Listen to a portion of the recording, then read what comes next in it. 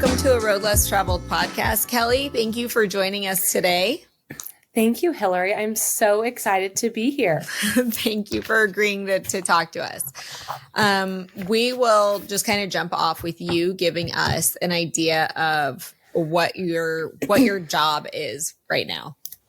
Sure. So I am better known as the car mom, and I review cars for moms and for families. So I'm a mom of almost 4. I'm a certified child passenger safety tech. I'm a former car salesperson, and I have some very deep automotive roots. My grandpa started a dealership back in 1957. My dad and his brother grew it to a multi-store franchise. And I took a slightly different direction by starting, I guess, what you could call a blog, which is kind of transformed into what I hope to be one day, like a very serious automotive publication and one-stop shop for any family looking to purchase their next car. I feel like you've already hit really serious. I mean, you've got a whole car thanks. show. Yeah. Yeah. Serious. I say serious is like but keeping it fun. Like a big part of my brand is making car shopping more fun. Like when I sold cars, I loved it. I was like, and my dad always liked to remind me that people like to buy cars. Like, hello, they're getting a new car. Like, what's not exciting about that? It's the rest of the industry that makes it this like not fun and exciting thing. So I've always just tried to put a lot of fun and excitement into, hey, like you're getting a new car. Like, this is awesome. Well, because it is, right? It is the second largest purchase most families make. And I think we're seeing now that it is the largest purchase a lot of families will make. I don't know if we're quite to the majority. Have you seen that statistically that instead of a home, they're investing in a better car? No, but it would pencil. I would not be surprised to hear as cars get more expensive, especially, I think that I'm always, even though I've been doing this like going on 4 years, it is shocking to see how many cars just aren't made for families and how that leads a lot of families to have to seek out cars with higher price points to fit their family. Mm-hmm. We were talking about this yesterday, especially with like the EV conversation. We had dinner for my husband's birthday, and how do you make it work for your family when there's a lot of costs that you aren't necessarily considering? Vehicle ownership is a big deal, and totally. the way that you're approaching it, I think, is super brilliant because it's overwhelming. I also come from the car industry, as you know, and going out this year and having to buy a car for my family was, even from inside the industry, was completely overwhelming. Yeah. I'm kind of, now that I'm pregnant with my 4th, I'm kind of feeling the overwhelm of like, oh my gosh, 4 is a lot. Like, what kind of car can I even get for 4 kids? So I'm going through it myself right now. Have you figured anything out yet, or are you still in the planning phases? Well, the Ford Expedition is my personal favorite car for my family right now. I have 3 kids, 5 and under. So I'm a big fan of like a big bench seat to do 3 across with. Mm-hmm. And I've really made 3 across my identity the past 15 months since my 3rd was born. So now that like I'll have to be utilizing the 3rd row and I still need all the trunk space, I'll probably still do a Ford Expedition Max. Mm-hmm. I might do a minivan. I might do a Honda Odyssey, but we'll see. I'm excited to see what you choose. Yeah. I ended up doing an Escalade, the ESV though, so that we could, pack 5 in and get where we needed to go. So I was curious, what drew you out of the store into doing kind of your own thing? It fits you so well that, how did you know it was the thing for you? Well, it's so funny because as I was pregnant with my 2nd and like looking at, the hours in the lifestyle of retail auto and being a mom, I just remember thinking like, wow, like cars and motherhood just don't mix. Like, this sucks. Like, I can't believe I can't be a mom and sell cars. And it's so funny when I think back about like all those thoughts I had in my head, because it was literally right. It was literally right in front of me. It's like, no, just try to do both. So I kind of just I kind of got the idea one night. Actually, my husband helped me come up with it because he was, I was down about like not being able to sell cars and like having to leave the work world. And he kind of gave me the advice to just focus on the moms. He's like, why don't you just try to sell cars to moms? He's like, I'm sure your dad will just let you sell cars by appointment if you like can just be the mom in St. Louis. I'm like, that's a really good idea. Like, I'll just take the minivan to like my play dates and I'll just try to sell all these moms Kia Carnivals. Like, that was going to kind of be first of all, still a good idea. Someone should still do it. But I kind of just started reflecting on the idea. And, you know, I belong to so many Facebook groups. It's like a big kind of toxic community where it's like, you know, moms of 2 under 2, moms in St. Louis. Like, I had joined Peloton moms. Like, I belonged to all of them. And they always asked what was a good car recommendations. So it kind of got me thinking, like, well, who is talking about cars for families? Like, I'm a mom. I've got 6 car lots to pull from. Maybe I can just start reviewing cars for moms and see what happens. And it just kind of took off. And it has been fun because I feel like, especially the kind of reviewing I do, I feel like I get to sell cars every day. Like, I get to connect with people. I get to highlight the things I love, but I also get to be completely blunt and honest and also tell you the things I don't love. And it feels just perfect. I love it. Coming from inside the industry, that sounds like the perfect storm. Like, I love my car, but it needs a couple more cup holders.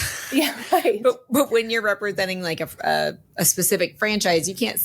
Well, I mean, I guess you can say that, but typically you won't be a very good salesperson. Yeah, right. So exactly. So it's been fun, and you know, my dad luckily has been so supportive and really just let me say whatever I want to about the cars.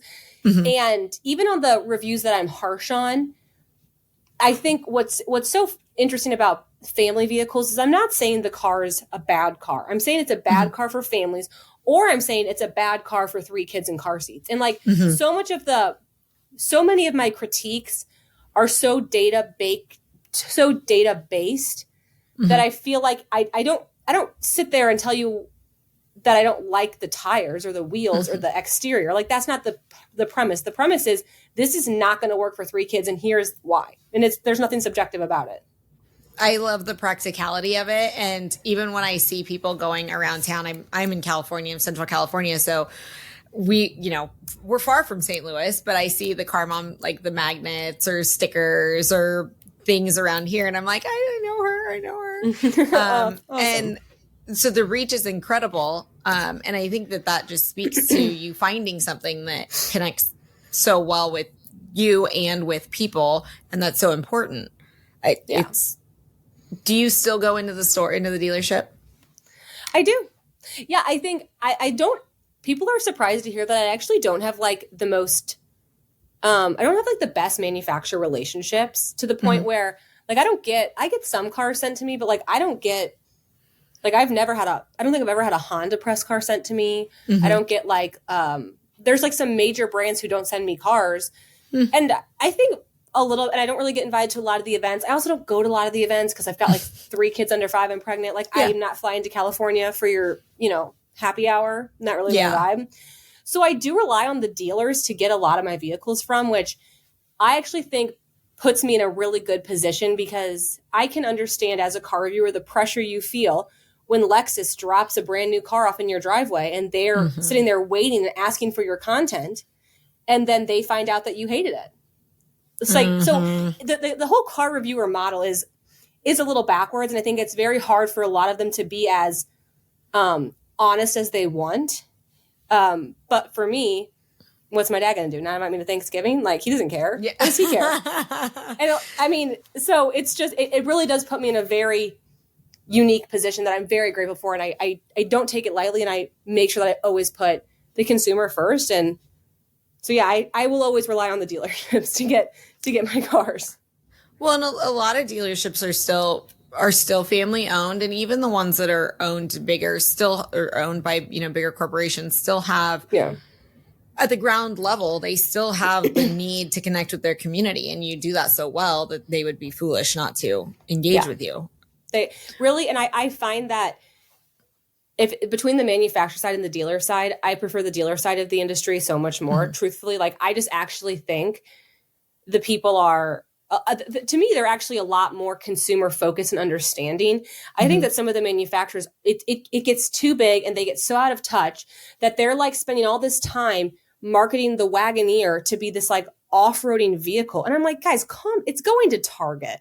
Right. Please, it's a big 3-row SUV. Like, check yourself. It's a big three-row SUV. It's going to be driven by moms. So like, well, it's great that it can do that. Cool. Great. But that's awesome. not, you're missing the boat.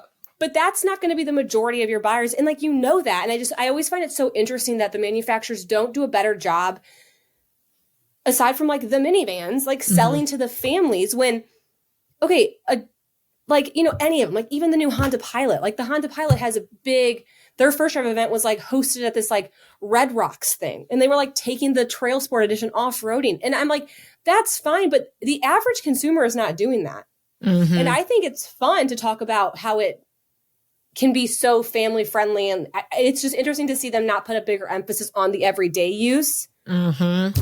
So, I go to some of these events and I'm just like, they're just talking and talking and talking. And I'm like, I know how to sell this car. And the dealerships know how to sell this car. I'm like, I'm not sure you know what you're doing. We had similar experiences. And I think for a dealer, it's one thing. So when we would go, we had Land Rover as a franchise. And when we would go to the launch events, for us to know what the car is capable of is fantastic because it gets us jacked up on it. Yeah. But when you're marketing the car, it makes no sense yeah. I'm going to speak on a statistic that I don't know for sure, but I think that most people are in a family or a parent-child toting around multiple people situation, or a lot of people, and not marketing to that is, I agree with you 100%. It's crazy. Well, and it always makes me feel, and I think it makes my audience feel like it's not taken as seriously, or it's I don't want to call it a joke, but like, I get a lot of hate online, of course. And it's like, oh, like you and your moms and your giant cups, or like, oh, like you're just, you're going to buy this $80,000 car and drive it to Target. And I'm like, okay, first of all, let me tell you why moms are actually some of the biggest car people in the world. I'm sorry, who spends more time in their car than a mother? Like I clocked a 5-hour. Literally nobody. I clocked a 5-hour Tuesday. I ate 2 meals in my car between daycare drop off, activities, errands. Like mother, you're in your sports car for 45 minutes a day. I'm in my car so actually I'm a huge car person. Secondly, who's carrying more precious cargo? Who carries something more important than what a mother does? So I'm not interested in your golf clubs. Cool. They can fit. Okay. Well, I got 4 heartbeats that are not my own in my vehicle. So like 100%. Also important. And so also, it's just your car fits you, your 4 heartbeats, all your priorities, their ego doesn't fit in it, but your whole family does. Yeah. And your golf clubs. So like my car's cool. And I think for manufacturers to not like, I don't like that I feel like it's sometimes seen as a joke. Like it's cool to talk about how your car can go 0 to 60. It's not cool to talk about that my car can fit a double stroller. Why is that not cool? It is cool. It is cool. It's cool that I have 4 cup holders because I have 4 people in my car. Like that's actually cool. And that's actually something I'm going to use every day. So I just think the kind of like, it really just gets me going when I feel like they're not marketing it right. And it's almost like it's a joke. Like everyone laughs at the car mom for always talking about her cup holders. Okay. For something I'm going to use every day, and you're going to use your off-roading suspension 2 times in your ownership of the car because you're actually not off-roading it. If you ever do. And I'm the joke. You're buying a car and I'm the joke. So anyway. I get it. I agree didn't mean with to you. get so riled up. So that's why I just think like the dealer side, it feels so much more practical. It's everyday people. And it's not these things that have been, blown out of proportion and romanticized. It's a car. Well, I agree with you. It makes perfect sense. And some people get really attached to their cars, and that's totally okay. But it's like you said, it's not the same practical application as it is the emotional investment. Yeah. How do you manage all the things? This is like kind of the worst question to ask to a mom as a mom. But how do you manage, you doing what you're doing? Because what you're doing impacts a lot of people's lives. So it's important work. And you clearly take it personally. How do you manage that with, your life and, compartmentalizing and stuff? Yeah. It's kind of, and I think especially since the platform and since the business is so like social media based, and that does require me showing my family a lot. And I get a lot of questions, and, there's kind of a new trend, if you will, or a new vibe going around about how like we shouldn't be posting children on social media, and like we should be protecting their privacy and all of these things. And I've, of course, like as a mother, like I've gone back and forth and I've struggled with that because I've basically put my entire life, my family business, my family, like online. But me and my husband, like early on, kind of made the decision to do this. And I just think like if my kids ever came to me and were like, why did we do this? Like you always like were filming me in my car seat. Like I didn't blah, blah. I'm going to be able to look at my kids and be like, you guys, we made a decision as a family to help hundreds of thousands of families stay safe in their cars. And like, that was just a decision we made as a family. We've had a lot of benefits from it. And I can rest my head on my pillow knowing that like I show my family and I do this for very good reasons. And I have peace with it. And I think that's fine. Now, I mean, are there days where like I have very strict boundaries? Like I'll never, even when it's hilarious and I love to be relatable, like I'll never show my kids crying. People are always like, your kids are so well behaved. And I'm like, oh my gosh. You're like, yeah, they are. Thanks. Like there has been so many videos I've wanted to film. Like I wanted to film a video of teaching your 5-year-old to buckle themselves. And like my 5-year-old will not cooperate. Like he won't. Mine either. I can't even get him to like film it without like having big feelings. So I'm like, okay, we're scrapping that video. I'll try with your sister next year. Maybe she'll give me a better attitude about it. So we have really strict boundaries.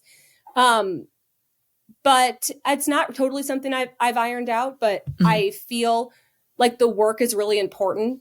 And it's also allowed for, there's give and takes in any career, in any, there's give or takes if you stay at home, if you go to work. And something I realized like when I became a mom is like guilt as a mom, like doesn't go away. So like you kind of just have to choose your guilt. So like when my first was born, I was working a job in the auto industry that I hated. And I would feel so guilty every day that I would drop him off at daycare and leave him to go to a job I didn't like. Like I was riddled with guilt. Then the pandemic hit and I stayed at home because I was pregnant. And whatever, they didn't need my position anymore. And then I hated being at home. Like I was like, I'm so bored. And then I felt guilty that I didn't want to spend time with my own kid. And now I leave. Now I send my kids to daycare to work a job that I love that is actually really fun. And I feel a ton of guilt. So like the guilt is just there. Like that, you have to just make space for the guilt and not make decisions based on guilt, because no matter what you do, it's always going to be there. And that's just also kind of helped me, deal with it a little bit, to know like that the grass isn't greener from a guilt perspective. I'm over here like nodding like, yes, because the guilt doesn't go away. It doesn't matter what you do. Because, I've transitioned from being in the store to working at home, and you feel guilt or some sort of way about something. So that advice is imperative. Yeah, totally. What do you do to recharge your batteries? Because again, this is a highly personal, highly emotional, very connected to you and to the community. And I feel like that could draw, for me at least, it could draw a lot of my energy out. How do you recharge that battery? I do take a lot of my weekends off. So, I don't really post a lot on Saturdays and Sundays. Like I'm always just like really doing personal things. I like to fill my weekend with a lot of family things, which is also not a luxury I had when I was working retail in the car business. So I do feel lucky that that I now feel like I have 2 days where it's like, I don't really post on Saturday or Sunday. You may see me here or there if I feel inclined, but I don't, like I never schedule ads. I never schedule blog posts. I never schedule anything to go out during the weekend. And that's been really important. But I also find that like when I'm feeling drained on like running the business aspect or like running like the influencer aspect, at my core, what I really like to do is to create content. And I never like considered myself a creative person because my handwriting looks like chicken scratch. Like I'm not like a good DIYer. Like I'm not musically talented. Like I'm not creative. Like I've never. You're creative in the way that it was defined previously. Exactly. But I've actually realized, no, I'm actually so creative because I have made thousands of posts all about family cars and like just taking different aspects and angles at them. And I've learned to like love writing and filming, and like that really does kind of recharge me and like reignites why I'm doing this. Like we recently started this new series, which again was just a random idea that I had. Because have you ever seen those videos of that like guy on TikTok and Instagram who goes up to like, very expensive cars and asks people what they do for a living? Yes. I was like, well, I'll do a version of that. So I started going up to random moms at the Target parking lot and being like, I love your car. Like, how many kids do you have? Can I do a quick tour of your car? And like that's been How's that going? It's been really fun. Like they've actually been some of my top performing posts in the last 30 days. And it's funny because like first of all, it's not even me doing the content, but that's been fun and like again a new creative outlet to like edit those videos of like a random mom in Target doing a car tour. It's been fun. That's really cool. Like where are the goldfish in your car? Yeah, literally. They're like, it's a mess. And I'm like, perfect. That's the point. Exactly what we're going for. We're going for that. Yeah. It's been really fun. I love that. And I love that your husband's totally on board and supportive. Yeah, he is. He's the truck dad now. Well, we had to reserve the handle. Yeah. I don't know if we're going to do anything with it, truthfully. Mm-hmm. I mean, he is a truck guy. He is a dad. Yeah. So he's married to the car mom. So like he's got some accolades, but first things first, I'm a businesswoman. Like we had to get the handle secured just in case. Just in case you went somewhere with it. Exactly. That's fantastic. Do you guys have any fun trips coming up soon? And when you travel, when you do trips, do you take press cars or do you prefer your own? Yeah, good question. We typically so what's cool about having press cars is St. Louis. I live in St. Louis. I actually live 45 minutes away from St. Louis. Mm-hmm. So sometimes access to vehicles can be difficult. So whenever I travel to a different city, like I was just in Scottsdale and they have a really big press fleet, like way bigger than St. Louis. So I was able to kind of use it as an opportunity to be like, hey, I'm going to be here for a week. What do you got? And they were able to give me a Toyota Sienna press car, which is like, a minivan for the car mom. Like it's perfect. And I could have never gotten one of those in St. Louis. Okay. So I do use some connections that way. But for the most part, he loves his truck or I love my Expedition. So I don't know. I travel heavy. I need a lot of space. That samesies. Yeah. But you got a lot going on. So of course you need a lot of space. Right. You need a lot of stuff. What's next? Well, we're kind of in our, so I run the car run with my sister. We're both pregnant, due 3 weeks apart in September. I'm really excited for that. That's amazing. I'm really excited. We had our last babies 5 months apart, which was a lot. And now we're due. So, it's good and it's bad because like we're both on maternity leave, but then like we're both on maternity leave. Yeah. So, and I'm also just very hyper aware of like what I'm capable of right now. And I'm kind of just in my my sustainability era. Like I'm having a lot of fun. The growth feels really good. But I have a lot more like bigger visions, like 10-year plans that I would like to do that I just also know aren't really in my cards right now, just like with all of my young kids. Mm-hmm. But kind of the plan is like just to build an audience and to build an engaged audience and keep them engaged. Mm-hmm. And I think that's always been our strategy. So when we do have something to sell or when we do have like a big new innovative thing that we're launching, like we have the audience there. So we spend a lot of time and money providing free, great content to invest in this community. We are going through a rebrand. I just got my first proofs back of a new rebrand, which is time. Like I made my logo myself on Canva and it's giving clip art. It's not great. It has served me well, but I really think like when I think about the car mom, I want to be a publication. Like I want it to be up there with Motor Trend and Car and Driver. And when you put my logo next to theirs, I look like the mommy blog. And I don't want to. We're so much more than just a mommy blog, so I wanted a little bit more serious, redefined, mature logo. That's still fun.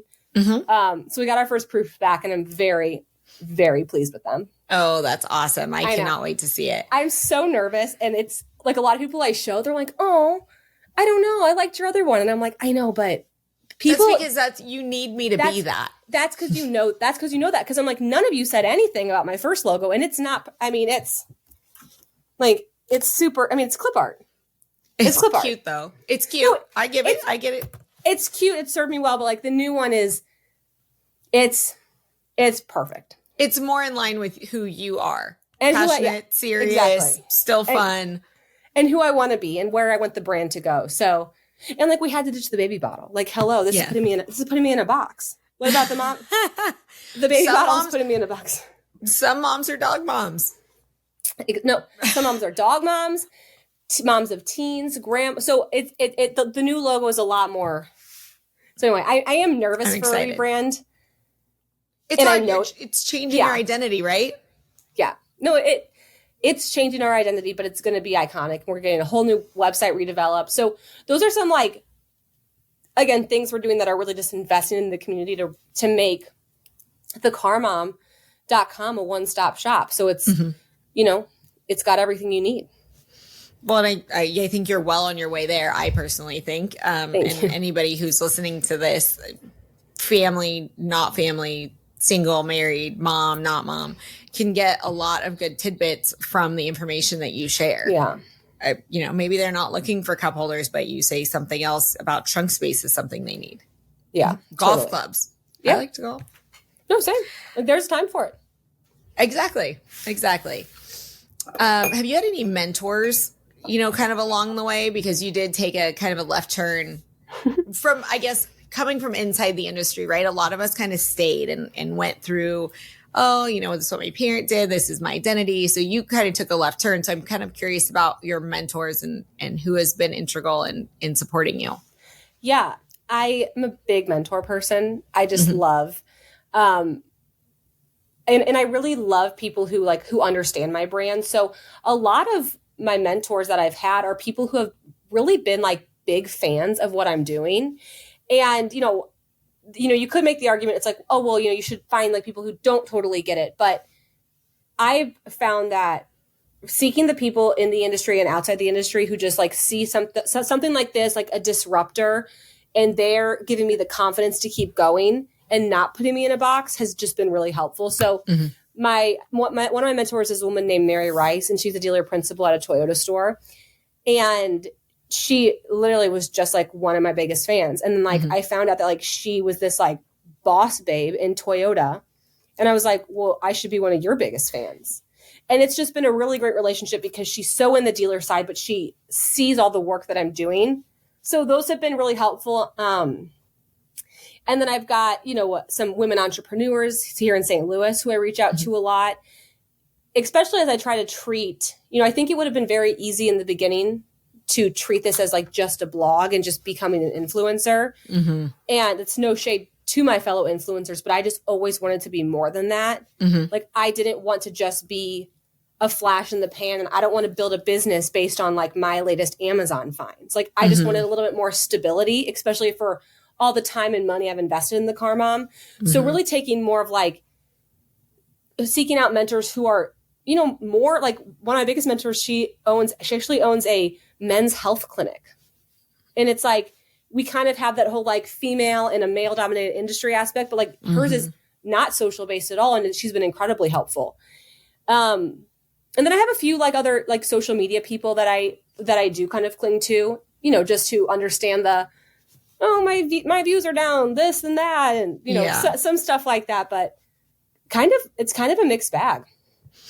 Well, you've been a mentor for a lot of people, just not even knowing it. So I personally look up to what you do so much. And I think it's so incredible. So a lot of times I reference back like, okay, what would Kelly do? Maybe you need some WWKD bracelets. And it's helpful, especially when you go to events like NADA and you share your insights so openly. I think it's super helpful for dealers because you hit the nail on the head when you said that they're missing the boat. The manufacturers are missing the marketing boat completely. And they have the data, they have the statistics. We know how much money they spend on it. Why are you marketing what you're marketing? And so, I think they would also be foolish not to engage you and be like, hey, there's this whole group who's actually making these decisions. And we need to leverage it more. Yeah. I mean, I'm waiting for the call. I think people think I have these like really deep manufacturer roots. And I made some very like strict lines in the sand, like I will never cross. Like I'm not of course I've gotten asked to do like, hey, will you like do a video on the, this blah, blah, blah car for paid usage? And I'm like, no, like it's so much more than like, no, I will not do any like paid promotion for car seats or car brands. I would love to feel like I would love to be involved in like a way more integrated way with the manufacturer. Cause I do think I think that some of them are just marketing the wrong things. And I can't believe it's like moms are the ones buying cars. Like they're the ones having these big families. They're the ones having these big milestone changes. And like, during COVID, the big, like, especially on all the car coaches on COVID or during COVID to teach people how to buy cars and what to do. Mm-hmm. The message was, don't buy a car right now. Now's not the time to buy a car. I'm like, okay, well, my follower Marissa is pregnant with twins. So what do you want me to tell her? Like my audience, we needed cars when cars were expensive, when cars were hard to find because of these milestone changes we're having. Like, it's a matter of fitting or not fitting your family. So yeah, COVID or not, life is still happening. Exactly. So yeah, the advice to not buy a car is not helpful to a pregnant mother. Definitely no. So definitely no. Well, and even with like the manufacturer dealer relationship it can be a little bit contentious when it could be a little bit more collaborative. So I wonder as you continue to grow, if they can separate, you from the family business. Hopefully. Have you found that they have a hard time with that? The manufacturer? Mm-hmm. I don't actually. I don't think a lot of them know. Okay. I go by my married name, not my maiden name. Oh, gotcha. Which, I used to go by Kelly Stumpe when I was starting it, but then I was like, I don't really think it's not really helping. And I also don't, what I never want the message to be is for my followers to think like I am biased towards a certain car because my family owns that dealership. So my family owns a Volkswagen, Nissan, Kia, Hyundai, and BMW store. Mm-hmm. I love some of those cars. I don't love some of those cars. My favorite car is the Ford Expedition. My family doesn't own a Ford store. But so I don't really like to plaster like the brands very much. I just don't want anyone to ever accuse me of, also, I don't get a dime for what kind of car you buy. I mean, if I could link cars, I would not be living in rural Missouri. That would change the game.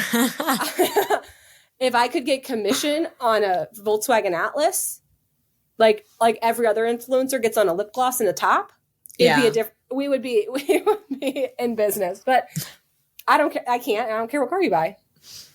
Maybe someday. Maybe. Well, and different people's needs are different. So if you were getting paid that way, it would maybe.